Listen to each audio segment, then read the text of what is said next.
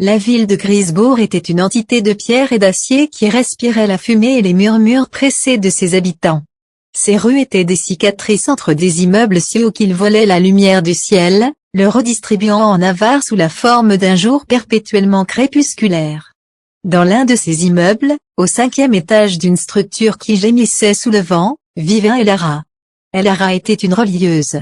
Ses doigts, fins et agiles, savaient redonner vie à des pages mortes, recoudre des dos brisés, et insuffler une nouvelle beauté à des objets que le temps avait maltraités. Mais son propre dos était voûté par une fatigue bien plus profonde que celle du métier. Elle était mère célibataire d'un petit garçon nommé Liam. Liam était un enfant qui ne pleurait jamais. C'était un bébé aux yeux immenses, d'un vert profond et trouble comme l'eau d'un vieux puits. Il observait le monde avec une intensité silencieuse qui, parfois, glaçait le sang d'Elara. Les autres mères parlaient de nuit hachées par les cris, des coliques, des poussées dentaires. Elara, elle, aurait donné tout l'or du monde pour un seul cri. Le silence de Liam était lourd, opaque, comme une chape de plomb sur leur petit appartement. Leur unique fenêtre donnait sur la cour intérieure de l'immeuble, un puits d'air sombre où s'entassaient les ombres et les échos étouffés de la ville.